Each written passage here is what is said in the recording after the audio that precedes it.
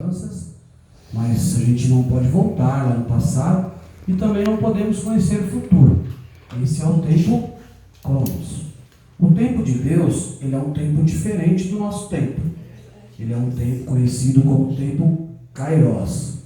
Deus, ele pode voltar lá no passado. Deus, ele está aqui conosco no presente. E devido às nossas escolhas, Deus consegue ver também o nosso futuro. Então isso é o tempo Kairos. Tá? Isso é importante para a gente entender. Aqui, nesse momento do texto que a gente leu na Bíblia, Josafá era rei da cidade de Judá. Ele era o quarto rei de Judá. Estava vindo exércitos atacar Josafá. Só que para a gente chegar aqui, nesse texto novamente, eu quero voltar para que os irmãos possam entender o que levou a chegar até esse momento na vida de Josafá. Ok? Josafá, ele é o quarto rei de Judá. Por que Judá? Por que não Israel? Os irmãos vão entender. Os reinos foram divididos nesse período. Judá, ele é o quarto rei porque é tão antigo assim Judá? Não. Israel nem sempre foi governado por reis. A princípio, Deus chama lá atrás, no começo, Abraão, da terra de Ur. Manda que Abraão saia de sua parentela, porque Deus faz uma promessa para Abraão. Diz que Abraão seria pai de nações. Abraão sai da sua cidade para que Deus possa começar a trabalhar na vida dele, para que ele se torne o patriarca do povo de Israel. Abraão sai da sua cidade juntamente com Ló, com sua esposa. No caminho, os dois se dividem. Ló vai para um lado e Abraão vai para o outro. Deus faz a promessa para Abraão que Abraão seria pai de nações.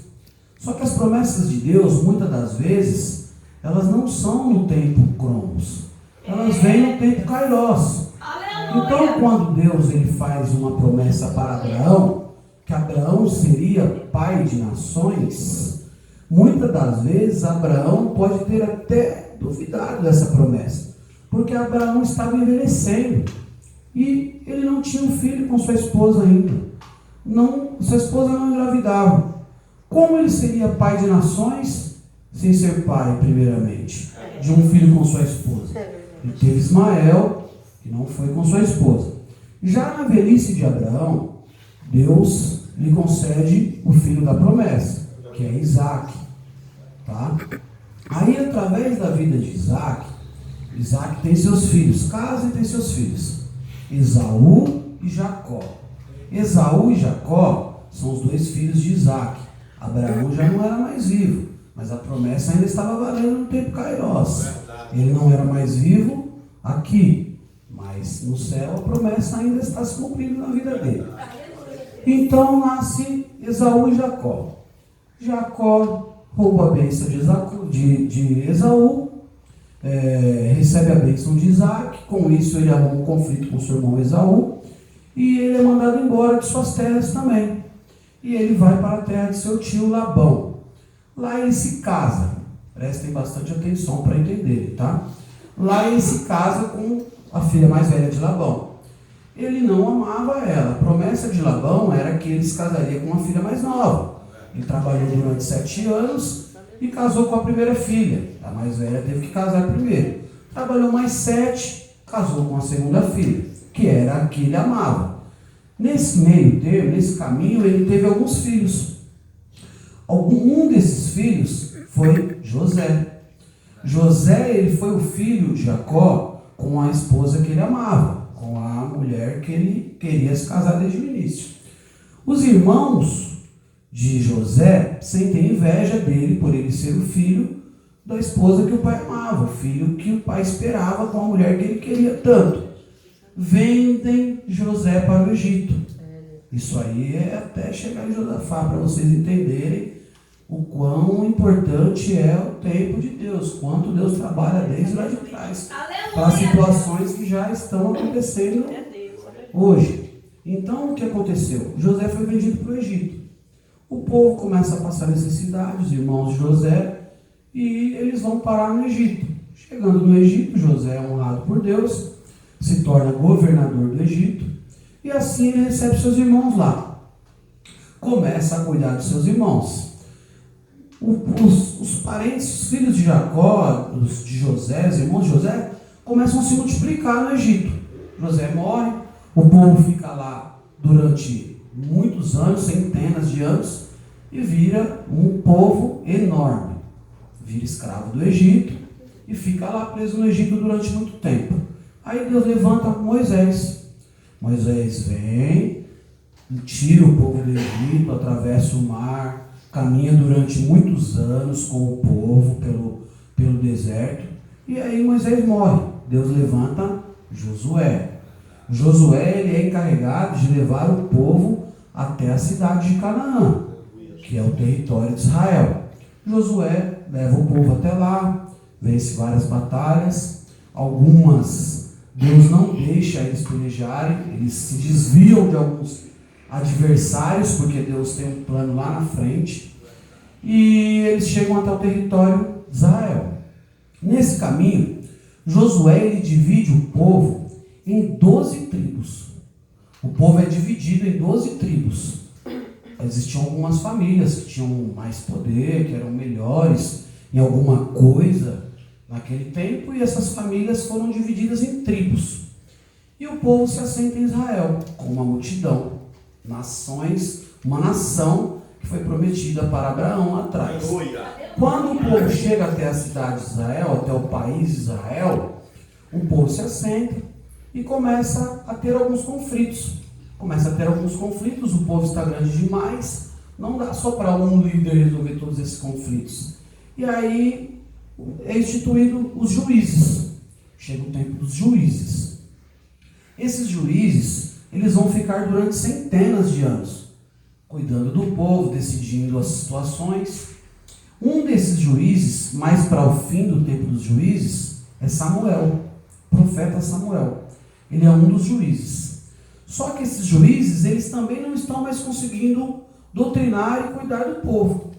E o povo começa a pedir assim um rei. O povo começa a pedir por um rei, que é a figura forte, que vai comandar o povo, porque muitas das outras nações tinham reis. E aí Samuel levanta o primeiro rei da história de Israel, que é Saul. Saul ele é o primeiro rei da história de Israel.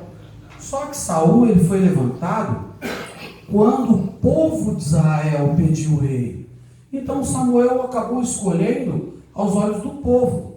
Saul reina sobre Israel, e aí é chegado a hora que Deus vai levantar o primeiro rei de Israel, que vem o reinado de Davi. Davi ele reina sobre Israel, é um rei muito poderoso, muito forte, tanto que ele te lembra muito de Davi. Era um rei guerreiro, expandiu muito o território de Israel. Davi morre e vem seu filho Salomão. Salomão também reina sobre Israel completo, sobre as 12 tribos que eu falei para vocês que foram divididas. Então, esse Israel foi governado, reinado de Salomão, ainda foi desse mesmo Israel, com tudo completo. Salomão era sábio, ele pediu sabedoria a Deus. Só que Salomão gostava muito de fazer muitas coisas grandiosas. E isso puxava muito dinheiro do povo na época. Porque tinha que ser pago, tudo que fosse construído tinha que ser trabalhado. É igual hoje. A cidade cresce e o povo tem que pagar o IPTU, tem que pagar as coisas para o crescimento da cidade. Então vai melhorando, mas vai apertando. Em meio a Salomão estar governando, estar crescendo, estar cobrando alguns impostos, se levantam alguns homens para tentar derrubar Salomão. Sempre vai ter o de esquerda, nunca vai ter só o de direita, sempre vai ter aquele que mesmo vendo a melhora, ele não vai gostar. Esse homem que lidera esse povo chama Jeroboão. Jeroboão, ele se levanta contra Salomão. Ele não consegue derrubar Salomão, Salomão era o rei, ele tenta aplicar um golpe e ele foge para o Egito, fica lá. Salomão morre. Quando Salomão morre, Jeroboão volta do Egito e convence algumas dessas tribos a não querer mais servir a linhagem de Davi, a linhagem de Salomão. Então o reino ele é dividido, porque algumas dessas tribos se tornam Israel, cuja capital é Samaria, e o outro lado fica Judá, cuja capital é Jerusalém. Josafá, ele é o quarto rei de Judá. Ele vem diretamente da linhagem de Salomão, de Davi. Só que como o reino ele foi dividido, do outro lado, que era onde era Israel, haviam reis também. Só que reis vindo de golpe. Reis não levantados por Deus. E quem governava Israel no mesmo período que Josafá governava Judá era Acabe. O rei Acabe, ele foi um dos reis mais ruins que teve em Israel. Ele se casou com uma moça cujo nome é Jezabel, e ele se tornou um idólatra, ele se tornou cruel, ele tinha vários defeitos. Já Josafá, que nós lemos aqui, que recebe a notícia que iria ser atacado, ele é um bom homem, ele é diferente de Acabe, ele tem qualidades, ele é um homem temente a Deus, ele é filho de Asa, que foi rei sobre Israel durante muitos anos, e ele segue uma linhagem de bons reis. Ele era um bom homem. Agora nós vamos entender o porquê esse ataque de Moabitas, Amonitas e de Amon. Quando Josafá está reinando, ele sente em seu coração que nós temos que tomar cuidado. Isso aqui vai levar para a gente agora. Nós temos que tomar cuidado. Josafá, quando ele está reinando, ele sente em seu coração um desejo bom. Só que nem todo desejo que a gente sente, que a gente acha que é bom, vai ser desejo que Deus quer que a gente sinta. Então, quando Josafá ele está no poder, ele pensa assim: lá atrás, os meus antecessores, os meus avós, governaram sobre Israel todo. O povo era um só. O povo saiu do Egito todos, sendo um povo só. Nós somos de Abraão. Agora está tudo dividido. Eu tenho que tentar dar algum jeito de me aproximar de Acabe para que essa situação venha a mudar. Para que a gente possa tentar fazer um Israel forte. Tanto para se defender com várias situações. Porque naquela época o povo guerreava.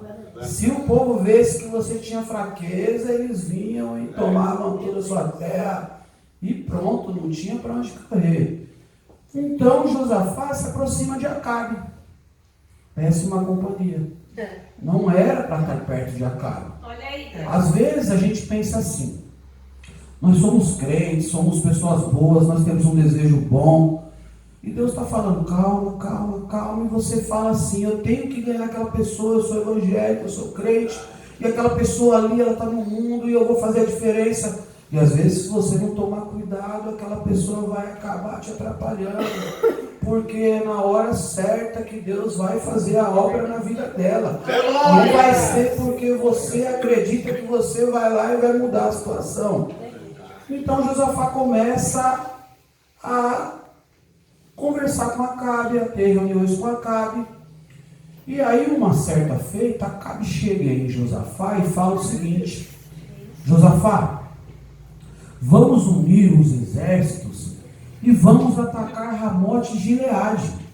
Ramote Gileade era uma cidade que ficava próximo a Israel e a Judá, e era uma cidade portuária, era uma cidade boa, porque ela era próxima aos rios. E então Josafá fala assim para Acabe: eu vou orar a Deus, se o Senhor der permissão para que nós ataquemos a cidade de Ramote Gileade, nós atacaremos. Se o Senhor não der a permissão, eu não vou atacar. Eu vou esperar um profeta vir e profetizar que é para me atacar. Acabe, ele era tão terrível que ele mandou 40 profetas até Josafá para profetizar que era para ser atacado. Ataca porque Deus está contigo. E era Acabe mandando atacar. Só que muitas das vezes, as situações que a gente, lá no começo, a gente tem um pensamento bom, um desejo bom, só que tem que tomar cuidado com esse desejo bom, porque nem todos vão vir de Deus, às vezes vem do nosso coração. Ele teve um desejo bom, Josafá, ele foi indo perto de Acabe, ele viu a oportunidade, aí ele orou, Acabe mandou 40 profetas, muitas das vezes a gente tem esse desejo bom, a gente está tentando, a gente está orando, daqui a pouco a gente pede um sinal, e aí o inimigo manda um sinal também, porque ele pode mandar esse sinal também. Ele manda esse sinal, e aí você está com o coração totalmente perdido, porque você não sabe se é Deus que está ou não, e aí na hora que Deus manda um sinal, você já está com o coração para atacar. Você fala, não, aqui já veio 40, por que agora vai vir um? E esse um vai ser de Deus, os outros 40 não vai ser de Deus. Então tem que vigiar. Josafá vai e fala para Acabe, vamos atacar Ramote Gileade. Deus está no negócio. Aí é onde entra o mistério. Acabe fala assim para Josafá, rei, olha como o inimigo ele é astuto quando ele quer derrubar você. Rei, não precisa ir nós dois de rei. Você pode ficar na posição de rei e eu vou lá no meio da batalha. E vou lutar lá no meio da batalha. Tá bom? Então você vai ficar com essa honra aí. Só que na verdade, o povo de Ramote Gileade sabia que se eles conseguissem matar Acabe, parava a guerra. Então o foco era no rei. Vamos no rei, que se pegar o rei vai desestruturar. E aí Acabe está lá no meio, cercado por vários homens, para não ter perigo dele tomar uma espadada e morrer, enquanto Josafá está lá como rei, achando que ele estava abalando. Meu coração é bom, Deus mandou 40 para profetizar e eu estou aqui no lugar de destaque. E aí começou o ataque, toda hora o povo de Ramote Gileade fazia uma estratégia, chegava perto para matar o rei, ele começou a não entender o que estava acontecendo. Daqui a pouco ele orou e falou, Senhor, eu acho que estão querendo me matar, porque eu estou no lugar errado e está acontecendo alguma coisa estranha.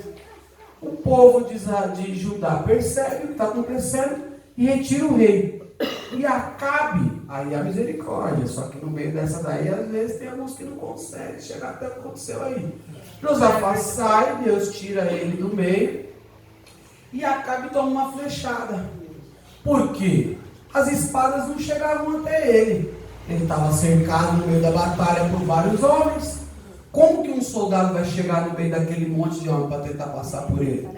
Então só dava para acertar na flecha.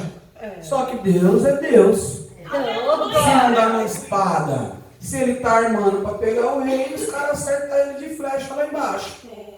Aí acertaram uma flechada nele. E as coisas, elas são tão importantes no tempo das coisas, que Acabe é retirado da batalha também. Quando Acabe é retirado da batalha, ele era levado para um campo. E nesse campo, porventura, era um campo que fez Acabe uma maldade grande ali. Existia um homem lá em Israel, cujo nome dele era Nabote. E Acabe, ele era um rei. E então ele andava por todos os lugares, e quando ele via alguma coisa que ele achava bonito, ou que ele queria, ele era um rei. Opa, eu quero. A igreja aqui está ficando bonita e agora ela é minha. Pode sair porque eu sou o rei. Só que não era todo mundo que aceitava injustiças. Acabe chega e fala para Nabote que queria a terra de Nabote. Nabote fala, não, essa terra é da minha família, eu não vou vender essa terra para você, eu não vou abrir mão, é uma herança da minha família, eu não abro mão daquilo que é da minha família. E Acabe comunica a Jezabel. Jezabel era má também. Ela era muito má também. Porventura, né? E aí Jezabel, ela bola um plano. E os homens levam Nabote. E Nabote morre lá nessa terra aí. Que Acabe foi levado agora. E os cachorros vêm e lambem o sangue de Nabote. Só que vem o profeta e profetiza. Fala no mesmo lugar onde os cães lamberam o sangue de Nabote, vão lamber o seu também, Acabe. Só que Acabe, ele dava uma de coitadinho com os profetas. Quando veio o último profeta e falou para Josafá não ir, Acabe falou assim para ele: tem um tal de Elias aí que vive profetizando contra mim, vive atrapalhando o reino, não chove por causa dele. E aí Josafá, sem vigiar, achando que Acabe era um coitadinho, ele fala assim: tadinho do rei. Meu Deus. Sendo que às vezes a gente passa por essas situações, tem ciladas armadas, esperando para a gente cair, a gente achando que a gente está bonito, que nós estamos na posição de rei, que foi Deus que mandou nós ir lá, que está tudo certinho, e está tudo armado para te derrubar, para você cair e para você perder. E aí, se não é Deus ter misericórdia de você e te salvar das arapucas, felizmente é o fim. E aí tem consequência. Mesmo Deus salvando Josafá nesse momento, vem consequências.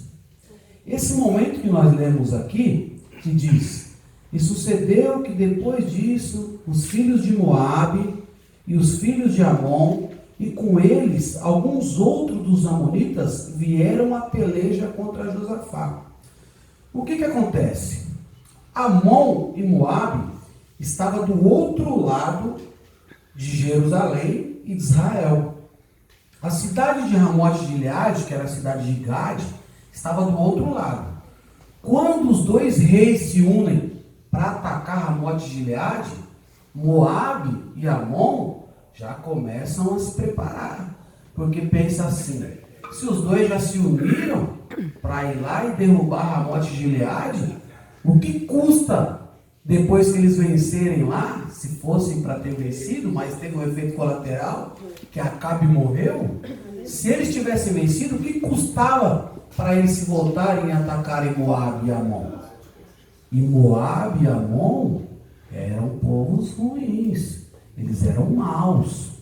Agora eu quero que vocês entendam de onde vem a descendência dos Moabitas e dos Amonitas. Lá atrás eu falei para vocês que saíram da cidade de Ur Abraão e Ló. Ló, ele era sobrinho de Abraão. Eles se separam. Não cabe mais os dois no mesmo lugar. Eles têm que se separar. Quando eles se separam, Ló vai lá para Sodoma e Gomorra. Deus vai destruir Sodoma e Gomorra. Abraão sabe disso. Abraão intercede a Deus e fala: Senhor, salva meu sobrinho Ló. Poupa ele, a esposa dele e as filhas dele. Deus atende o pedido de Abraão, envia 2 anjos lá em Sodoma e Gomorra. Esses anjos, eles chegam lá e avisam Ló. Ló, ele sai da cidade na madrugada.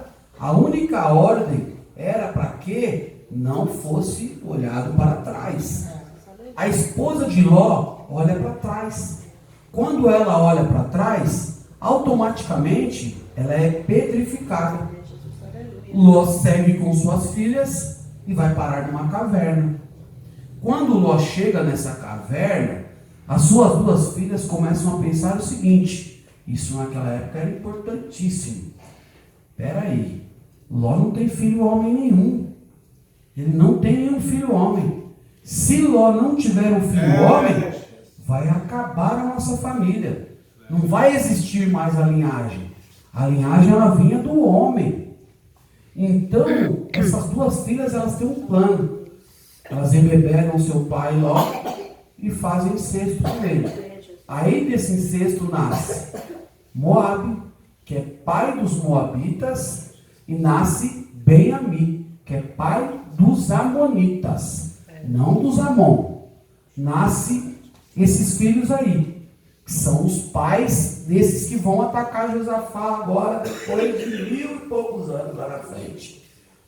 Os amonitas, eles ainda são um povo nômade, eles ainda não têm um lugar estabelecido, como Israel também foi nômade. Os amonitas chegam nos moabitas, e aí os moabitas já entendem que é um sinal. Espera aí, Israel e Jerusalém estavam atacando lá do lado, vai vir atacar a gente, agora chegou aí os nossos irmãos amonitas, que são cruéis, eles rasgavam mulheres grávidas, arrancavam olhos, onde eles dominassem, infelizmente era cruel, era terrível. E eles chegam lá e os moabitas falam, opa, agora chegou o reforço, é o sinal, vamos atacar e vamos acabar com tudo. Acabe morreu, só está Josafá, o reino está enfraquecido, aí, para piorar a situação, para ser só Deus na situação, junto os amonitas, os Amon, da cidade de Amon. E aí Josafá voltou da guerra, quando ele está lá, chega a notícia. Vem um exército enorme de uma multidão da além do mar e vai atacar Judá. Tudo vai por água abaixo. Porque quando acontece essa situação, naquela época, haviam estrategistas de guerras, haviam olheiros. Esses homens que vêm trazer a notícia não são fofoqueiros. Esses homens que vêm trazer a notícia, eles estão posicionados próximo ao reino para ver movimentações de povos estranhos. Então, esses homens, eles chegam até o rei e falam, eles estão vindo. E é grande o exército. Aí os estrategistas perguntam quantos mais ou menos estão vindo, e eles falam. Quando os estrategistas escutam isso, os capitães dos exércitos que tinham na época escutam isso, eles começam a tentar bolar uma estratégia para chegar até Josafá e dar uma estratégia de defesa. Só que não tinha, não dava. Se aquele povo, com aquela quantidade, com aquela maldade, com aquela crueldade chegasse até lá, ia morrer todo mundo. Aí é onde entra as escolhas humanas. Aí você começa a ter as escolhas humanas. Quando os problemas eles vierem até você, você vai começar a ter as escolhas humanas primeiramente. O que Josafá tinha de escolha humana? Ou eu pego o povo e falo, vamos embora, vamos fugir, porque nós já fomos nômades lá atrás, e se o nosso Deus nos guardar, a gente não morre e acha outro lugar, ou a gente fica aqui, porque muitas das vezes acontece na nossa vida, ou a gente fica aqui errado, mas com honra, e morre todo mundo, defendendo Israel. Eram as opções que ele tinha. Muitas das vezes, a gente se encontra com situações que a gente só consegue olhar com as soluções humanas. E às vezes as soluções humanas não vão resolver o problema. E aí quando elas não vão resolver o problema, esse problema vai ficando grande, ele vai aumentando. E aí nós somos seres humanos, dotados de sentimento, dotados do coração, da mente.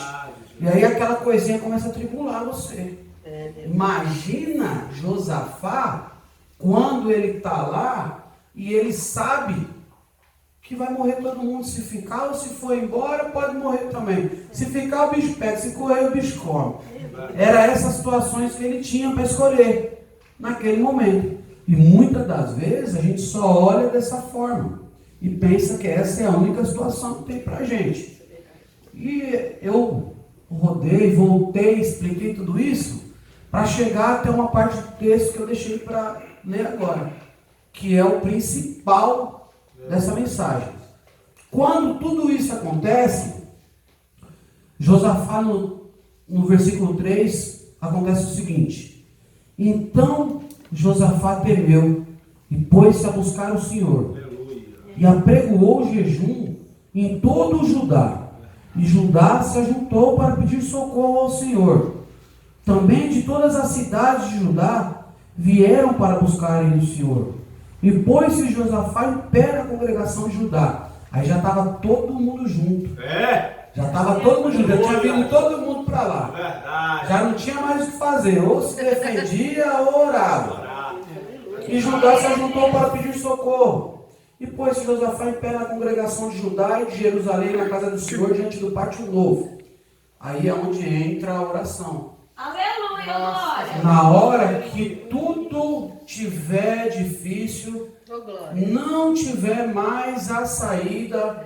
Às vezes cada um tem uma estrutura, às vezes o seu problema para o outro parece ser pequeno, mas para você ele é difícil. É verdade. Então na hora que ele não tiver mais saída para você, que você infelizmente, devido a algumas escolhas que você tiver feito, algumas situações que se apresentaram para você, às vezes até você fazendo de coração bom, e essas situações te levarem a alguma coisa difícil, você vai ter que orar. É, Deus, aleluia. E orar direito. Para Deus ele te ouvir, não adianta você chegar e você querer orar de qualquer forma.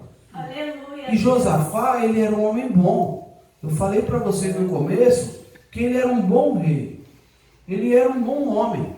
Então, ele sabia que Deus estava com ele. E ele faz essa oração aqui. E disse: Ah, Senhor, Deus de nossos pais, lá de trás de Abraão, porventura, não és tu, Deus nos céus? Pois tu és o dominador sobre todos os reinos das gentes. E na tua mão há força e poder, e não há quem te possa resistir. Porventura, ó Deus nosso, não lançaste tu fora os moradores desta terra, de diante do teu povo de Israel, e não adeste a semente de Abraão, teu amigo, para sempre, e habitaram nela e edificaram nela um santuário ao teu nome, dizendo: se algum mal nos sobrevier, espada, juízo, peste ou fome, nós nos apresentamos diante desta casa e diante de ti, pois teu nome está nesta casa, e clamaremos a ti na nossa angústia, e tu nos ouvirás e livrarás. Então, quando o problema estiver difícil e a situação estiver apertando para você, ao invés de você desistir ou de você desanimar, você vai lá, se ajoelha na sua casa e fala: Senhor, foi o Senhor que fez essa promessa para mim. O Senhor é dono dessa casa. O Senhor é dono da minha vida. Se o Senhor é comigo, o que vai me derrubar? O que pode? Pode cair 10 mil à minha direita, 100 mil à minha esquerda, mas eu não posso cair, porque o Senhor é comigo para me guardar. E todo o povo de Judá estava lá. Eu imagino a cena. O povo com medo, porque é natural, nós somos seres humanos. Ninguém aqui é dotado de não ter sentimento de medo, de alegria. Todos nós temos. E o povo lá. E de repente, após essa oração de Judá, de Josafá, ele rasga suas vestes e coloca sua cabeça ao pó, e todo o povo precisava desse livramento também, porque imagina, você tem a sua casa aí, com a sua família, alguns jovens com os pais, mães, alguns com os filhos, esposas, e aí chega a notícia de que está vindo um povo aí, ou você sai da sua casa, ou você fica e morre. Imagina como estaria o coração de todos em Judá. E todos eles se ajoelham e começam a clamar ao Senhor, dizendo: foi o hino que minha esposa cantou: Yeshua, Yeshua, Yeshua, Yeshua, Yeshua, Yeshua, Yeshua, Yeshua, Yeshua, Yeshua, Yeshua, Yeshua, Yeshua, Yeshua, Yeshua, até Deus ouvir. Aí Deus manda um profeta, porque quando Deus quer, Ele manda qualquer um que Ele quiser. Deus manda um profeta, e o profeta fala que nessa peleja Judá não terá que pelejar. Porque quem vai pelejar é Deus. Imagina nesse teu problema aí, você orando na sua casa, lá no seu quartinho, e você achando que Deus está ouvindo, e daqui a pouco Deus manda alguém falar para você que você não vai precisar pelejar, que é Ele. Aí o povo pensa, Deus que vai pelejar? O que vai acontecer? De repente aquele exército está subindo, está chegando.